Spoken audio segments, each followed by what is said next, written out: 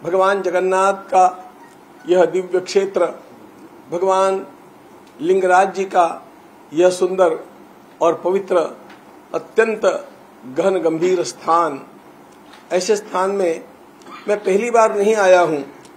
इसके पूर्व भी अनेक बार मैंने पुरी में कथाएं की है और भगवान लिंगराज जी का भी दर्शन लिया है, लेकिन बदले हुए परिप्रेक्ष्य में मैं अभी प्रथम बार आया हूँ। आप सभी के लिए उपलब्ध हूँ और आप जैसा चाहे मुझे पूछ सकते हैं। उसके पहले मैं इतना केवल आपके समक्ष निवेदन करना चाहता हूँ कि हमारे भगवान श्री राम लला का उनके जन्मभूमि के स्थान पर मंदिर बनना, यह इस राष्ट्र की अत्यंत बड़ी आवश्यकता थी। ध्यान में ये लेना चाहिए कि वह भूमि का झगड़ा नहीं था। वह देखो, भूमि तो केवल वो 2.5 एकड़ की भूमि है और 2.5 एकड़ की भूमि कहीं पर भी उपलब्ध होना मंदिर के लिए कोई बड़ी बात नहीं है, लेकिन वह आस्था का एक अत्यंत प्रधान विषय हो गया था। क्योंकि मंदिर तो कहीं भी बन सकता है, लेकिन भगवान श्री राम की जन्मभूमि का स्थान नहीं बदला जा सकता है। और इसके लिए हमारी परंपरा में एक अभूतपूर्व संघर्ष चलता रहा। यह संघर्ष 500 वर्षों तक लगभग चलता रहा और इस संघर्ष में लगभग 3 लाख से भी अधिक लोगों ने अपने प्राणों का बलिदान किया है। 72 बार वहां पर संघर्ष हुआ और यह सतत चलता रहा। इन सब बातों को हम पहले सुनते रहे, लेकिन इसके लिए कार्यवाही करने का जब आरंभ हुआ, तब मैं ईस्वी सन 1984 के दिल्ली के अधिवेशन से इसमें सहभागी हुआ और उसके पश्चात तो लगातार उडुपी में है, प्रयागराज में है और अयोध्या जी में है। सर्वत्र इन कार्यों में सहभागी होते हुए हम लोग उसकी एक करके अगली सीढ़ी देखते गए और फिर न्यायालय के अनुसार यह जो न्याय मिला, उस न्याय ने वास्तव में हमारे इतिहास को एक नया मोड़ दे दिया है। और पहली बार ऐसा हुआ है कि जहां पर आक्रांताओं ने, आक्रमणकारियों ने कुछ मंदिर का ध्वंस करके और उसको नष्ट करने का प्रयास किया, वहां पर नूतन मंदिर का निर्माण, पुनः उस भवन का निर्माण एक तो सोमनाथ जी में हुआ और उसके पश्चात अयोध्या जी में हुआ। सोमनाथ का वातावरण भिन्न था और अयोध्या का वातावरण भिन्न था। सोमनाथ के लिए वह संघर्ष नहीं करना पड़ा जो अयोध्या जी के लिए करना पड़ा, लेकिन हमें आह्लाद है कि भगवान श्री राम का यह कार्य संपन्न हुआ। और फिर तो न्यायालय के निर्णय के पश्चात जब उसका नया ट्रस्ट बन गया, नया न्यास बन गया, न्यास के ऊपर यह दायित्व आ गया, हम लगातार उसमें सेवा करते रहे हैं।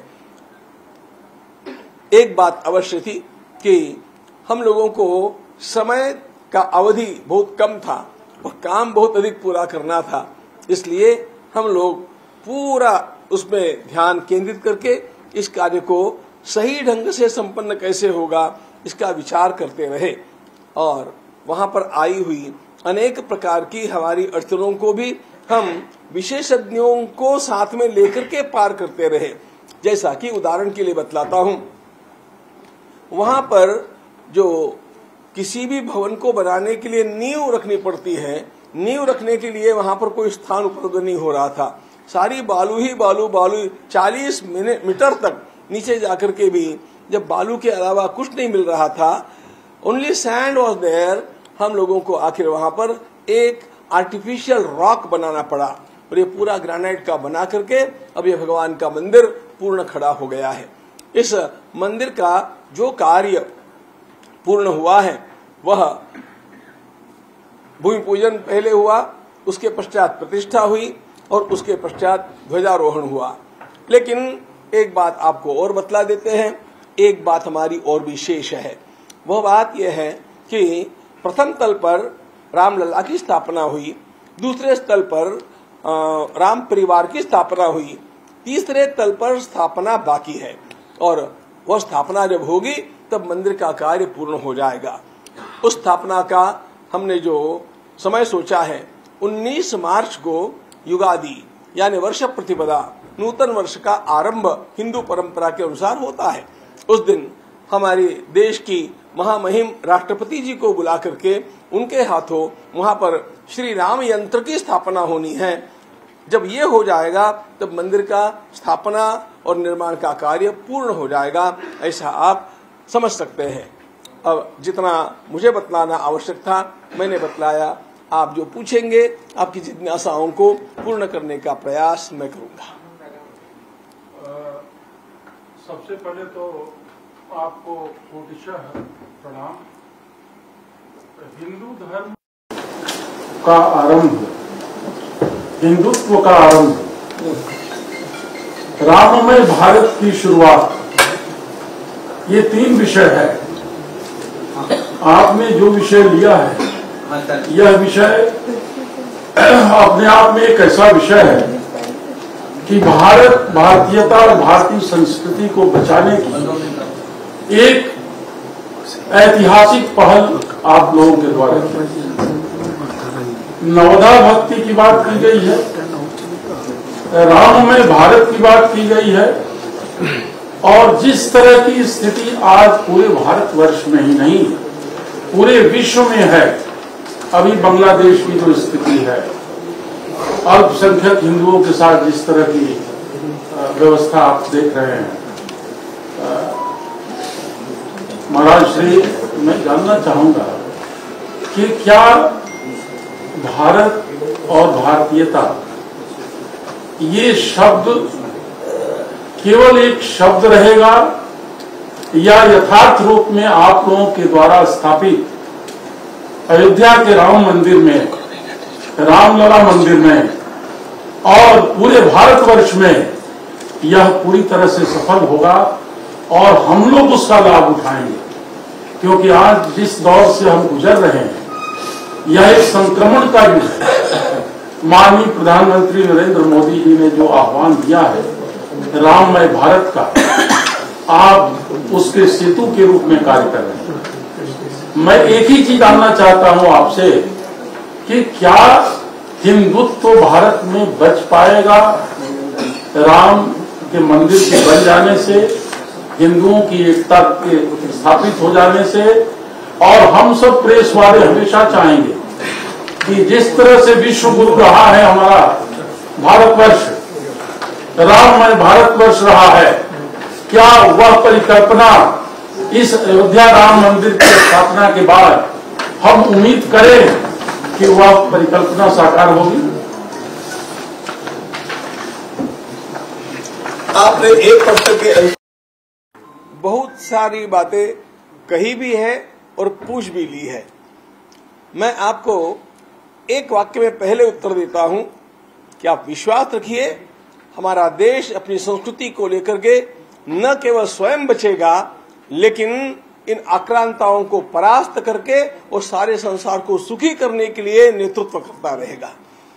इतना बल भगवान श्री राम के मंदिर के निर्माण होने के पश्चात हम लोगों के भीतर निर्माण हुआ है। मैं ये बात केवल बेसलेस नहीं बोल रहा हूं, ध्यान रखिएगा। संसार के अनेक देशों में जहां जहां यवनों का आक्रमण हुआ उनमें से कोई देश वापस उभर नहीं पाया। सारे के सारे देश, ईरान लीजिए, इराक लीजिए, अफगानिस्तान लीजिए, गांधार लीजिए, ये सारे देश अलग संस्कृति के देश थे, लेकिन इनके ऊपर आक्रमण हुआ और ये ऐसे ध्वस्त हो गए कि पुनः यहाँ की संस्कृति खड़ी होना असंभव हो गया। इतिहास के पन्नों में सर्वदा ये बात कही गई है, सारे इतिहासविद इस बात को जानते हैं कि जहां जहां इन आतताइयों का आक्रमण हुआ और 70-80 वर्षों तक इनका राज्य चला, वह देश सदा के लिए समाप्त हो गया, वहां की संस्कृति सदा के लिए समाप्त हो गई। एंड दे से the only exception is India. लेकिन केवल भारत एक अपवाद है। इस भारत के ऊपर गत 8-9 सदियों से निरंतर परकीय शासन चलता रहा इस परकीय शासन के चलते हुए ऐसा अंधकार निर्माण हो गया था कि पुनः हम उठ पाएंगे ऐसा लगभग लगता नहीं था। लेकिन इट वॉज छत्रपति शिवाजी महाराज जिन्होंने इतिहास को बदल दिया। इतिहास का एकदम उन्होंने काया पलट कर दिया और यह सिद्ध कर दिया कि पुनः हिंदू राजा बन सकता है, पुनः हम लोग इन सिंहासनों को प्राप्त कर सकते हैं। वे पहले राजा थे। विद्यारण्य स्वामी ने विजयनगर का साम्राज्य स्थापित किया और पहली क्रांति का सूत्रपात किया। उसके पश्चात भी 250 वर्ष पुनः हम लोग ऊपर नहीं आ पाए थे। शिवाजी महाराज ने एक टेक्निक दे दिया कि हम लोगों को जीतना है, हम लोगों को जीत करके दिखाना है, और उसका उपयोग करके जब हमारी अगली पीढ़ियां चली तो वह दिन हमने देखा कि एक दिन हमारा रामलला का भव्य मंदिर पुनः स्थापित होने का वातावरण बन गया। संपूर्ण विश्व में कहीं पर भी इन आतंकियों के द्वारा ध्वस्त कोई भी इमारत बनी नहीं। राम मंदिर केवल नहीं बना, राम मंदिर के साथ साथ हमारा विश्वास निर्माण हो गया। राष्ट्र खड़े कैसे होते इसको जानना चाहिए। आपने बॉक्सिंग का खेल देखा होगा। बॉक्सिंग में जो नीचे गिर गया उसको आउट नहीं मानते हैं। नीचे गिरने के पश्चात ऊपर उठने से जिसने इनकार कर दिया वो आउट होता है। ऐसा बॉक्सिंग का खेल है। हमारा राष्ट्र लगभग गिरने के कगार पर आ गया था, लेकिन ये पुनः उठ गया और अब तो वो इस ढंग से उठा है कि अब उसको पीछे देखने की आवश्यकता नहीं रहेगी। धीरे धीरे धीरे धीरे संपूर्ण देश में एक नया देशभक्ति का ज्वार निर्माण हुआ है, राम भक्ति का ज्वार निर्माण हुआ है। आप देखिए, हम लोग कल चर्चा कर रहे थे कि जगन्नाथ जी के दरबार में जो भीड़ हम देख रहे हैं, हम अयोध्या जी में जो देख रहे हैं, हम जो नजारा तिरुपति में देख रहे हैं, जो कहीं पर भी देख रहे हैं, ये युवकों की भीड़ कहां से आ गई। सबसे बड़ी बात तो जो कुंभ का पर्व आपने देखा, अरे किसी ने सोचा नहीं होगा कि हमारा लगभग आधा भारत उस कुंभ के पर्व में जाकर के स्नान करके आ गया। लोगों के लिए कल्पनातीत बातें हो गई है। और दूसरी बात है, आलोचना करने वाले बोलते हैं कुंभ के उत्सव से क्या हमारा अर्थ कारण सुधरेगा। आज देखिए, काशी का अर्थ कारण, कुंभ के कारण उत्तर प्रदेश का अर्थ कारण, उस अर्थ कारण में भी इतना बढ़ाव आ गया कि अपने आप लोगों के ध्यान में आ गया कि यहां पर सब कुछ सफल हो सकता है, लेकिन हम लोगों को अपने धर्म के लिए आस्था पहले निर्माण करनी चाहिए। धर्म की आस्था आज लोगों के भीतर निर्माण हो गई। हमने आत्मविश्वास खो दिया था, वो आत्मविश्वास पुनः राम मंदिर के कारण निर्माण हो गया। Yes we can win, yes we can rise again, yes we can stand up again, ये भावना आ गई। और आज आप देखिए, हमारे देश का कोई भी व्यक्ति, मैं तो 30 वर्षों से विदेशों का प्रवास कर रहा हूं, लेकिन गत 11 वर्षों में जो संपूर्ण संसार का नजरिया हमारी ओर देखने का बदला है वो कुछ अलग है। पहले इंडियंस को लोग सामान्यतया तुच्छ मानते थे, अब इंडियन कहने के उपरांत उनके भीतर आदर जग जाता है। और यह जो हुआ है वह ऐसे ही नहीं हुआ, यह हुआ है हमारे आत्मविश्वास के कारण, यह हुआ है देश की तरक्की के कारण, यह हुआ है देश की सेना के प्राबल्य के कारण, यह हुआ है देश की अर्थनीति के अत्यंत उज्जवल भवितव्य के कारण। और इन सब बातों पर, इन सब फ्रंट्स के ऊपर हम जब जीत रहे हैं तो विश्वास मानिएगा, हम लोग अत्यंत धीरे धीरे भी नहीं, वेग से हम उस ओर बढ़ रहे हैं कि हमारा देश विश्वगुरु कहलाएगा और संसार में प्रथम क्रमांक पर आकर के दिखाएगा।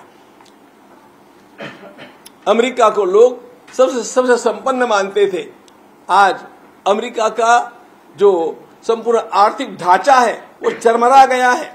पूरा अमेरिका कर्जे के नीचे दब गया है, भारत उतना कर्जे के नीचे नहीं दबा है। हम लोग कटोरा लेकर के संसार में घूम रहे थे, अब कटोरा लेकर के घूमने वाले लोग नहीं हैं, हम लोगों को देने वाले लोग हो गए हैं। हमने वैक्सीन दिया, संसार को बचाने का प्रयास किया, किसी पर आक्रमण नहीं किया। हम लोगों ने लोगों के मन में ये विश्वास जगाया कि यदि हम समर्थ होते हैं तो आपकी रक्षा होगी, और हमारा सामर्थ्य आपको कुचलने के लिए नहीं है, आपको खड़ा करने के लिए है, आपका भी स्वाभिमान निर्माण करने के लिए है। ये सारी बातें हमारे माननीय प्रधानमंत्री जी और हमारी सारी की सारी जो इस समय की सनातन की शक्तियां काम कर रही है वो इसी दिशा में काम कर रही है। और एक बात बतलाता हूं, this is the age of renaissance. Renaissance का एक लक्षण होता है, रेनासेंस में जब किसी भी राष्ट्र का पुनरुत्थान होता है तब उस देश की संस्कृति, उस देश की कला, उस देश की क्रीड़ा, उस देश की धारणाएं ये अलग अलग स्थानों पर विकसित होती है और बाद में जाकर के वे एकत्रित होकर के उनका कुल मिलाकर के प्रभाव उस राष्ट्र को खड़ा करता है। आप देखिए, कभी ऐसा लगा था कि हमारे योग को सारा संसार स्वीकार करेगा? जहां जाते हैं वहां योग की बात है, जहां जाते हैं वहां आयुर्वेद की बात है, जहां जाते हैं वहां भारतीय संगीत की बात है, जहां भी जाते हैं भारतीय परंपरा की बात है। बस एक बात की कमी थी, हम लोगों को ऐसी शिक्षा दे दी गई थी जिस शिक्षा के कारण हमारा विश्वास खत्म हो गया था। और यह तो मैकॉले ने और मैक्स मुलर ने एक जो कुचाल चली थी उसका परिणाम था। India has been conquered once, it must be conquered again, and the second conquest must be through education. इस षड्यंत्र के तहत हम लोगों को हमारा स्वाभिमान कैसे नष्ट हो जाए, हम अपनी परंपरा को कैसे भूल जाए, वही शिक्षा दी गई थी। और इसीलिए आपने माननीय प्रधानमंत्री जी का उस दिन का भाषण सुना होगा। मैकॉले की शिक्षा ईस्वी सन 1836 में आरंभ हुई थी। माननीय प्रधानमंत्री जी ने कहा अब 200 वर्ष पूरे होने वाले हैं और इसलिए आने वाले 10 वर्षों में गुलामी का हर चिन्ह हम लोगों को मिटा देना है। हम लोग इसके लिए कटिबद्ध हो जाते हैं और मिलकर के काम करते हैं तो निश्चित रूप से आने वाले 10 वर्षों में भारत विश्व गुरु के पद पर विराज